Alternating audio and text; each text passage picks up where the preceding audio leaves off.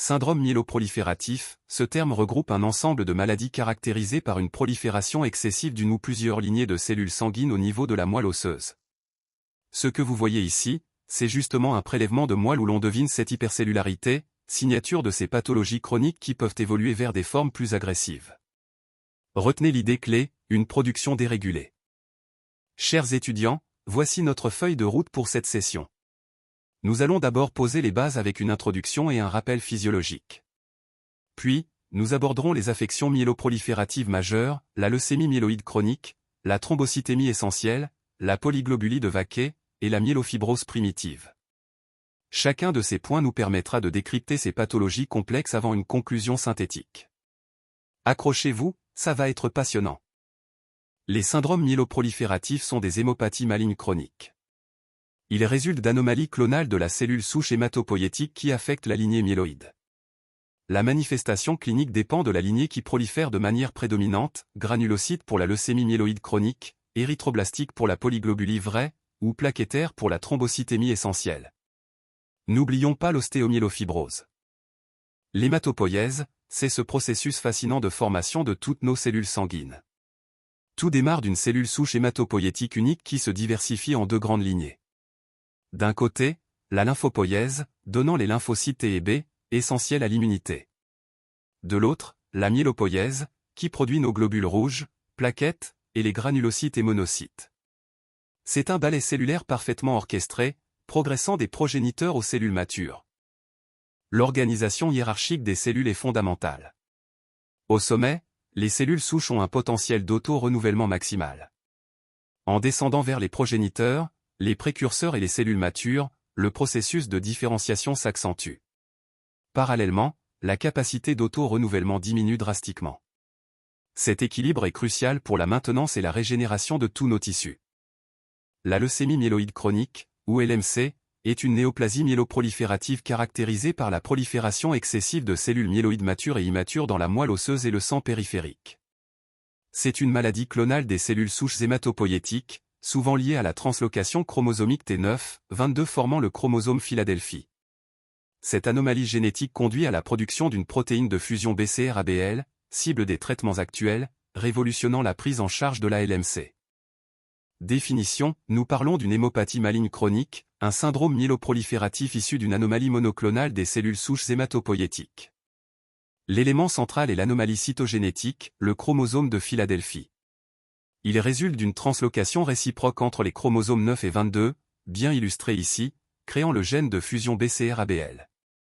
Sans traitement, cette maladie évolue en trois phases distinctes, une phase chronique, une phase d'accélération, puis une phase de transformation. C'est un point absolument fondamental. Historique de cette maladie fascinante. En 1845, la première description évoque une hypertrophie de la rate et du foie. Mais le tournant majeur, c'est 1960 avec Nowell et Ingerford qui identifient le fameux chromosome Philadelphie. 13 ans plus tard, Janet Rowley nous révèle la translocation 9,22, la signature génétique. Les années 80 voient la découverte du transcrit BCR-ABL, et en 1996, une révolution, le traitement ciblé par imatinib. Une belle illustration du progrès médical. Épidémiologie. La LMC représente 15% de toutes les leucémies. Concernant l'âge, c'est une pathologie de l'adulte jeune, typiquement entre 30 et 50 ans. Et sur le plan du sexe, nous constatons une prédominance masculine très nette. Ces trois points clés vous donnent une vue d'ensemble rapide de son profil épidémiologique. Éthiopathogénie de la leucémie myéloïde chronique. Retenez bien que la LMC est considérée comme une véritable maladie professionnelle. Deux facteurs favorisants majeurs sont à connaître absolument, premièrement, l'exposition aux radiations ionisantes, et deuxièmement, l'exposition prolongée au benzène. Ces éléments sont cruciaux pour la prévention et la reconnaissance de cette pathologie. La physiopathologie de la LMC repose sur le chromosome Philadelphie, issu d'une translocation entre les chromosomes 9 et 22. Le gène ABL de la paire 9 et le gène BCR de la paire 22 fusionnent, créant le gène hybride BCR-ABL sur le chromosome 22 raccourci. Ce gène produit la protéine BCR-ABL P210, une tyrosine kinase oncogénique. Elle stimule la prolifération cellulaire et inhibe l'apoptose, expliquant ainsi les signes cliniques et biologiques de la LMC. Étude clinique de la leucémie myéloïde chronique chez l'adulte jeune en phase chronique. La découverte est souvent fortuite, par une hyperleucocytose. Le signe majeur est la splénomégalie, un volume variable, de consistance ferme, non douloureuse à la palpation, avec une surface lisse et un bord antérieur crénelé. Nous surveillons les complications comme le syndrome hémorragique. L'hépatomégalie, elle, est bien plus rare, survenant dans seulement 2% des cas. Les examens biologiques ici révèlent une hyperleucocytose majeure, supérieure à 100 000 éléments par millimètre cube, très évocatrice d'une prolifération myéloïde. Le frottis sanguin confirme cette myélémie constante et harmonieuse, souvent au-delà de 20%, accompagnée d'une éosinophilie et d'une basophilie significative. Il est important de noter que la ponction de moelle osseuse est jugée inutile au diagnostic, ce qui souligne l'importance des analyses du sang périphérique pour cette pathologie, la leucémie myéloïde chronique. Étude cytogénétique pour détecter le chromosome Philadelphie, présent dans 95% des cas, est essentielle. La fiche, avec ses sondes vertes pour BCR et rouges pour ABL, visualise la translocation 9-22 par un spot jaune, offrant une détection très spécifique. Enfin, la biologie moléculaire isole le gène BCR-ABL, indispensable pour l'évaluation et le suivi de la maladie. N'oubliez pas non plus les marqueurs comme la phosphatase alcaline effondrée et les VIB12 ou LDH élevés. En absence de traitement, la maladie évolue en 3 phases distinctes. La phase chronique, longue de 4 à 5 ans, est malheureusement fatale sans intervention, même si un traitement permet une rémission hématologique. S'ensuit la phase d'accélération, de 12 à 18 mois, marquée par l'aggravation des signes cliniques et biologiques comme l'augmentation des basophiles ou des blastes entre 10 et 19%. Enfin, la phase blastique, la plus grave, présente plus de 20% de blastes et évolue souvent vers une leucémie aiguë myéloïde. Les complications de la leucémie sont multiples. Celles liées à l'hyperleucocytose incluent la leucostase cérébrale et pulmonaire, les thromboses artério-veineuses, les crises de gouttes, le priapisme et les douleurs osseuses. La thrombopathie entraîne des syndromes hémorragiques et la neutropénie des syndromes infectieux. Durant la phase blastique, attendez-vous aux complications de la leucémie aiguë, notamment l'insuffisance médulaire et les troubles métaboliques. C'est un tableau clinique varié qui exige une vigilance constante. Diagnostic différentiel.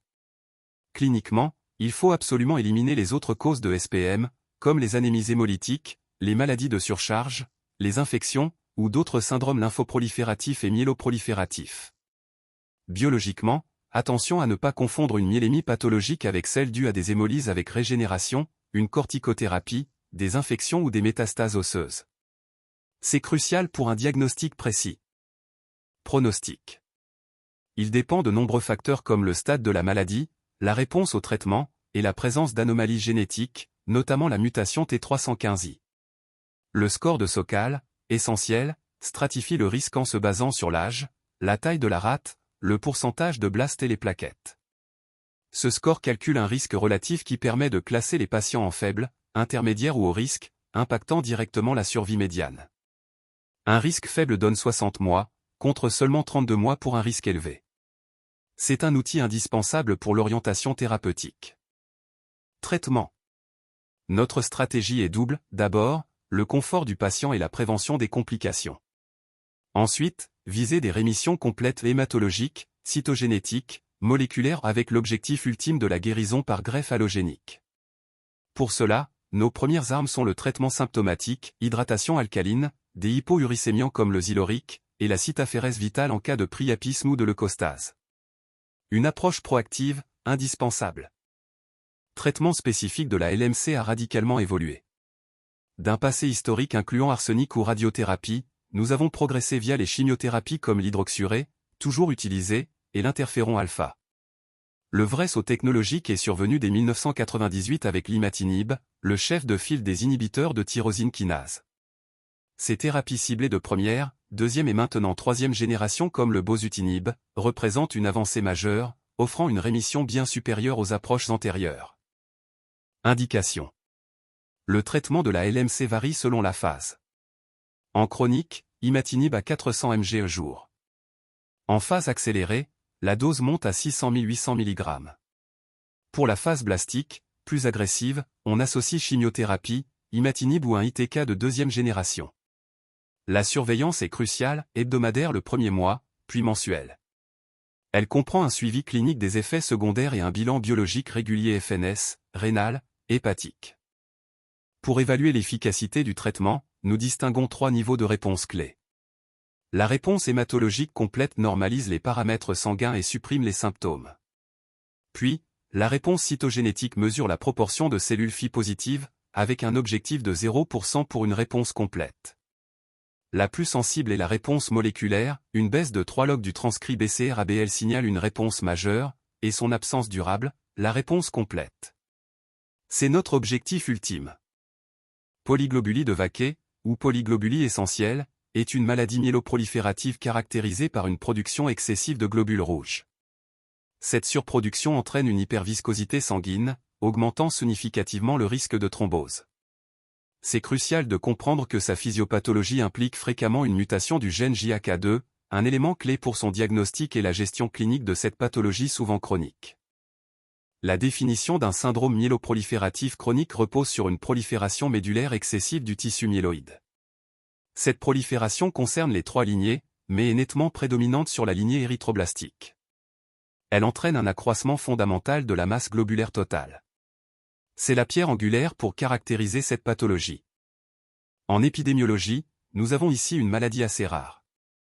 Son incidence est d'environ 10 à 15 nouveaux cas pour 100 000 habitants chaque année. Retenez bien que l'âge moyen au diagnostic se situe autour de 60 ans.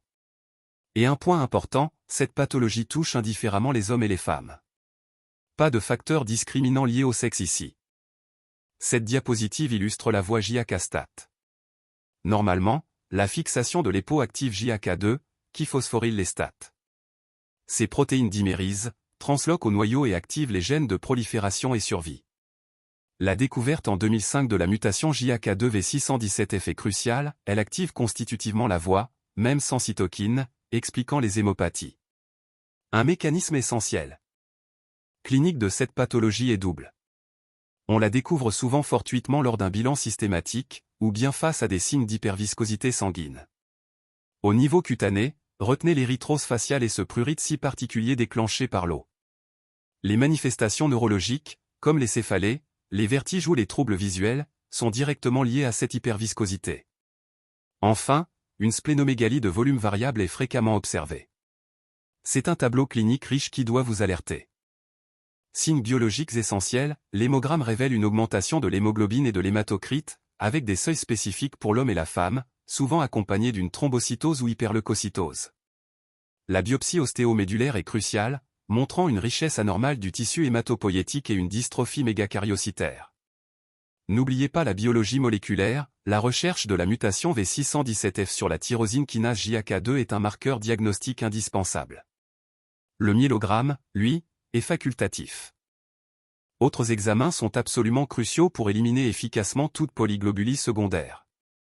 Retenez bien, la gazométrie est un incontournable, avec une teneur et une saturation en oxygène qui doivent être rigoureusement normales. Nous complétons ceci par des explorations fonctionnelles respiratoires, un dosage précis de l'érythropoïétine, ainsi qu'une TDM thoraco-abdominopelvienne et une échographie cardiaque. Ces explorations nous permettent d'affiner notre diagnostic avec certitude. Le diagnostic positif de la polyglobulie de Vaquet, selon l'OMS 2016, est clair. Retenez bien ceci, soit les 3 critères majeurs, incluant la mutation JAK2V617F, soit les 2 premiers majeurs et un critère mineur si la mutation JAK2 est absente. Les critères majeurs couvrent des taux d'hémoglobine précis, l'hypercellularité médulaire et la mutation elle-même. Le critère mineur? Un taux d'EPO subnormal. Soyez vigilants sur ces associations. Diagnostic différentiel est crucial. La vraie polyglobulie augmente réellement la masse globulaire totale. Les fausses, comme la déshydratation, concentrent le sang mais sans changer cette masse réelle. Mais surtout, soyez vigilants avec la pseudo-polyglobulie microcytaire, typique de la bêta-thalassémie hétérozygote. Vous avez plein de petits globules rouges, ce qui peut fausser l'hématocrite. La masse globulaire totale reste normale. La clé, analysez toujours la taille des cellules, pas seulement leur nombre. Polyglobulie secondaire, retenons 3 grandes étiologies. D'abord, l'hypoxie tissulaire, qu'elle soit due à l'altitude, une insuffisance respiratoire chronique, une intoxication au CO ou certaines maladies cardiaques. Ensuite, une sécrétion inappropriée des peaux, souvent liée à des tumeurs rénales, hépatiques ou cérébrales. Enfin, n'oublions pas les origines endocriniennes comme la maladie de Cushing ou le phéochromocytome, sans oublier une cause constitutionnelle par anomalie du récepteur à l'EPO. Un diagnostic précis est essentiel pour une prise en charge adaptée. Complications. C'est le 6e point essentiel. Nous en distinguons principalement 2 catégories. Premièrement, les thromboses, un risque vasculaire important à toujours garder à l'esprit. Deuxièmement, les complications hématologiques, et parmi elles, soyez vigilants sur les formes tardives, la myélofibrose, qui altère la moelle, et surtout, la transformation leucémique, une évolution potentiellement très grave. Une surveillance attentive est donc primordiale. Traitement. Pour le prurite, nous utilisons des antihistaminiques. La base du traitement reste les saignées, avec 300 ml prélevés 2 à 3 fois par semaine au début. L'aspirine à faible dose est cruciale pour la prévention des thromboses. Pour les patients à risque élevé, le traitement myélosuppresseur inclut l'hydroxurée, généralement 2 à 4 gélules de 500 mg par jour en traitement d'attaque, ou le pipobrement. N'oublions pas l'interféron alpha et, plus récemment, la thérapie ciblée anti-JAK2 avec le ruxolitinib. La thrombocytémie essentielle, mes chers étudiants, est une affection hématologique chronique fascinante. Elle se manifeste par une surproduction anormale de plaquettes par la moelle osseuse, souvent liée à une mutation JAK2. Cette prolifération accrue expose les patients à des risques paradoxaux de thrombose et d'hémorragie. Notre rôle sera de bien comprendre ce déséquilibre pour établir un diagnostic précis et une prise en charge adaptée, visant à réduire les plaquettes et à prévenir ces complications. C'est un défi clinique important. Définition, c'est un syndrome myéloprolifératif chronique caractérisé par une prolifération qui prédomine sur la lignée mégacariocytaire. Cela se traduit par une thrombocytose chronique avec une hyperplasie mégacariocytaire. Épidémiologiquement, cette affection touche principalement l'adulte, généralement entre 50 et 60 ans, et présente une égale fréquence entre les sexes. Physiopathologie. C'est crucial de comprendre les mutations impliquées. La plus fréquente, retrouvée dans 50 à 60% des cas, est la mutation V617F du gène JAK2. Ensuite, nous avons les mutations des récepteurs de la thrombopoïétine, notamment MPL-W515, qui touchent 5 à 10% des patients. Enfin, n'oublions pas la mutation CALR, intéressant le gène CALR codant pour la calréticuline. Ces 3-là sont les acteurs majeurs de la physiopathologie à retenir. Pour l'étude clinique, sachez que la découverte est souvent fortuite ou révélée par une thrombose, les manifestations hémorragiques étant rares. Le signe clinique majeur est l'érythromélalgie, ces douleurs brûlantes des mains et des pieds typiquement soulagées par l'aspirine. N'oubliez pas que les thromboses sont majoritairement artérielles et qu'une splénomégalie est présente chez un tiers des patients. Ces éléments sont cruciaux pour le diagnostic. Examen complémentaire, nous allons nous concentrer sur l'hémogramme. Le point crucial est une thrombocytose, avec des plaquettes dépassant souvent les 450 000, voire le million d'éléments par millimètre cube dans la moitié des cas, une caractéristique chronique confirmée. L'hémoglobine est généralement normale, parfois une légère anémie. Les globules blancs sont souvent dans les normes ou modérément élevés. Enfin, le frottis sanguin révélera fréquemment des macrothrombocytes, ces grandes plaquettes si typiques. Médulogramme révèle une moelle très riche, avec des mégacariocytes augmentés en nombre, polymorphes et dotés de noyaux hypersegmentés. La biopsie ostéomédulaire confirme une cellularité normale ou augmentée, montrant des MK nombreux, de grande taille, aux noyaux multilobés évoquant des ramures de cerf. Ils sont dispersés ou en petits amas. Crucialement, la myélofibrose collagène est absente et la fibrose réticulinique reste absente ou modérée. Ces éléments sont clés pour notre diagnostic.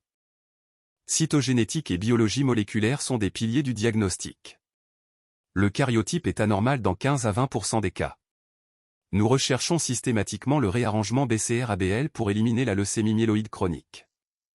La mutation JAK2V617F est la plus fréquente, présente chez 50 à 60% des patients. N'oublions pas non plus les mutations CALR et MPL, également importantes pour la caractérisation. Passons au diagnostic selon l'OMS 2016.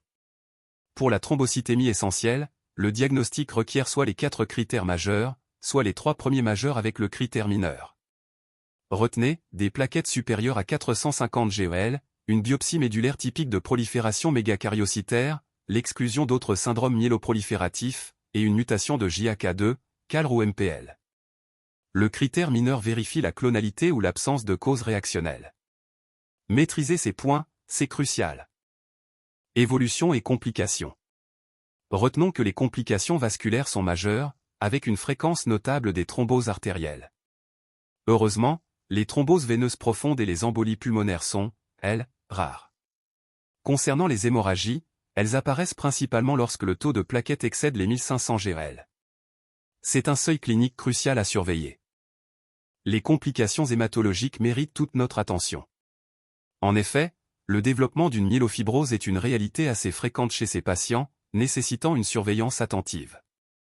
Cependant, rassurons-nous, la transformation de la maladie en leucémie aiguë est un événement rare, touchant environ 5% des cas. Gardez ces chiffres clés en tête pour une prise en charge optimale. Pronostic crucial. Les facteurs de risque incluent l'âge supérieur à 60 ans, des thromboses avérées, une érythromélalgie résistante, un taux de plaquettes au-delà de 1,5 million, un diabète ou une HTA traitée, ou une hémorragie. Un seul de ces critères suffit pour classer le patient à haut risque.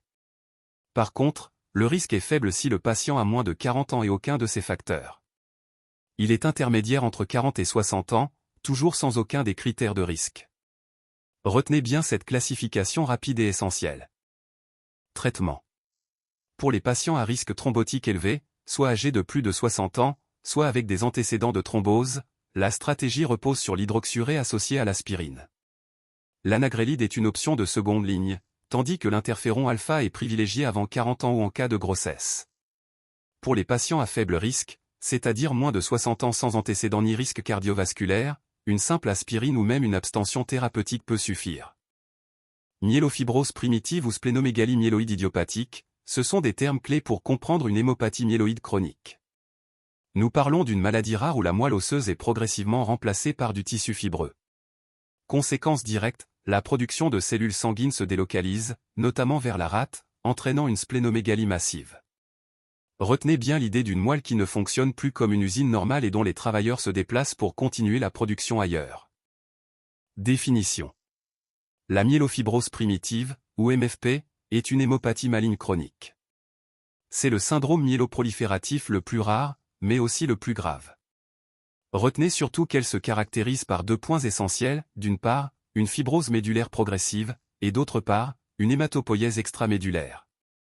Cette dernière, en particulier dans la rate, est responsable de la splénomégalie quasi constante que vous observerez.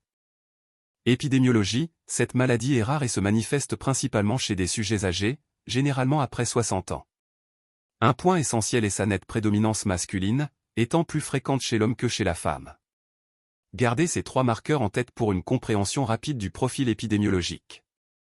Passons à la physiopathologie. Les mégacaryocytes monoclonaux libèrent des facteurs de croissance comme le PDGF, le TNF et le TGF. Ces cytokines vont stimuler les fibroblastes, qui se multiplient et produisent un excès de fibres. Cette prolifération anormale conduit à une fibrose progressive de la moelle osseuse, altérant sa fonction. Et c'est cette fibrose médulaire qui est à l'origine de la splénomégalie, un symptôme majeur. Vous voyez la chaîne logique. Études cliniques. Alors, quelles sont les manifestations? Premièrement, l'insuffisance médulaire se traduit par l'anémie, entraînant asthénie, dyspnée, ou même des signes coronariens. Plus rarement, guettez les infections ou les saignements. Un élément clé, la splénomégalie est présente chez plus de 90% des patients, c'est presque systématique. Et enfin, l'hépatomégalie est observée dans environ la moitié des cas. Retenez bien ce tableau clinique principal. Les signes biologiques clés. L'hémogramme révèle une anémie normocytaire normochrome arégénérative. Au frottis sanguin, attendez-vous à une anisopoikilocytose marquée avec la présence caractéristique de dacryocytes, ces hématies en forme de larmes, et une érythroblastose modérée. Au début, on observe une hyperleucocytose avec une myélémie inférieure à 10%.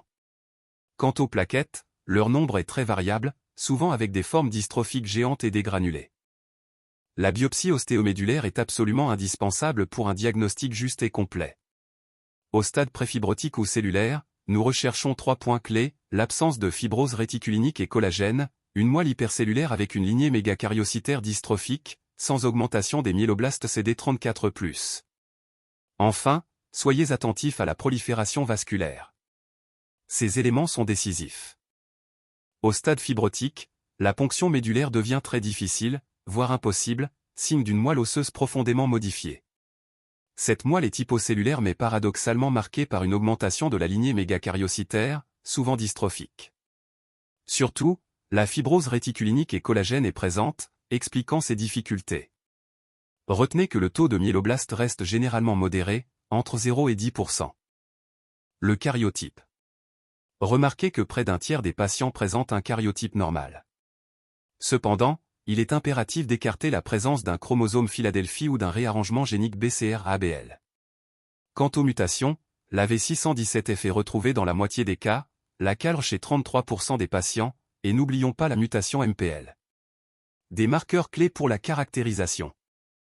Diagnostiquer la myélofibrose primitive avec les critères OMS 2016. Le diagnostic requiert impérativement les 3 critères majeurs et au moins un critère mineur. Parmi les majeurs, retenez la prolifération mégacariocytaire dystrophique avec fibrose médulaire, l'exclusion des autres syndromes myéloprolifératifs et la présence d'une mutation JAK2, CALR ou MPL, ou l'absence d'une fibrose secondaire. Quant aux critères mineurs, pensez à l'anémie inexpliquée, la leucocytose, la splénomégalie palpable, une LDH augmentée ou l'érythromyélémie. Voilà l'essentiel pour bien poser votre diagnostic. Diagnostic différentiel. Éliminez absolument LMC et TE. Considérez ensuite la maladie de Vaquet évoluée, stade polyglobulie dépassé. Pensez aux myélodysplasies, notamment celles sans splénomégalie, et à la leucémie à tricoleucocytes. N'oubliez pas les lymphomes, Waldenstrom, Hodgkin ou autres. Enfin, la leucémie aiguë à mégacarioblast avec myélofibrose, souvent sans splénomégalie, est cruciale. C'est une liste exhaustive et essentielle pour votre pratique. Évolution et complications. Retenez que la médiane de survie est d'environ 5 ans. Les complications sont majeures, la pancytopénie est la première cause de décès, souvent par infection ou hémorragie. Les thromboses sont fréquentes. Surtout, la transformation en leucémie aiguë, observée dans 10% des cas, a un très mauvais pronostic. Pensez aussi aux complications de l'hépatosplénomégalie comme l'hypersplénisme ou l'insuffisance cardiaque, et à l'hémochromatose post-transfusionnelle. Facteurs pronostiques. Retenez bien ces 4 indicateurs cruciaux de mauvais pronostic, un âge supérieur à 70 ans, une hémoglobine sous les 10 grammes par décilitre, des plaquettes en dessous de 100 giga par litre, et, point essentiel, toute anomalie du cariotype. Ces éléments sont fondamentaux pour évaluer la gravité et orienter notre prise en charge. C'est capital. Traitement. Notre approche est avant tout symptomatique. Pour l'anémie, nous misons sur l'érythropoïétine et les transfusions de globules rouges phénotypés. La chélation est essentielle en cas de surcharge en fer. L'hydroxurée est une thérapeutique clé. La splénectomie se discute devant une thrombopénie majeure ou une anémie hémolytique réfractaire. Et n'oubliez pas, l'allogreffe médulaire est une option curative majeure chez les patients jeunes, de moins de 55 ans. Inhibiteur de JAK2 représente une avancée majeure en pharmacologie, particulièrement dans la prise en charge des syndromes myéloprolifératifs. Ces médicaments ciblent la protéine Janus kinase 2, dont l'activation constitutive est souvent à l'origine de pathologies hématologiques graves comme la polyglobulie de Vaquet ou la myélofibrose. En inhibant sélectivement cette enzyme, il bloque la prolifération anormale des cellules sanguines et améliore significativement la qualité de vie des patients. C'est une cible thérapeutique essentielle à comprendre. Les syndromes myéloprolifératifs sont des hémopathies malignes chroniques de la lignée myéloïde. L'avancée majeure, c'est que les progrès fulgurants de la recherche moléculaire nous ont permis de mieux comprendre leur physiopathologie. Cela a mené à la découverte de nouvelles molécules, transformant radicalement le pronostic de ces syndromes, en particulier la leucémie myéloïde chronique. Une vraie révolution thérapeutique. Merci pour votre attention. J'espère que cette présentation vous a apporté un éclairage utile sur notre sujet. N'hésitez pas à poser vos questions, à partager vos réflexions ou même à me retrouver après le cours pour poursuivre la discussion. Votre engagement est précieux et je suis là pour y répondre. Merci encore et à très bientôt.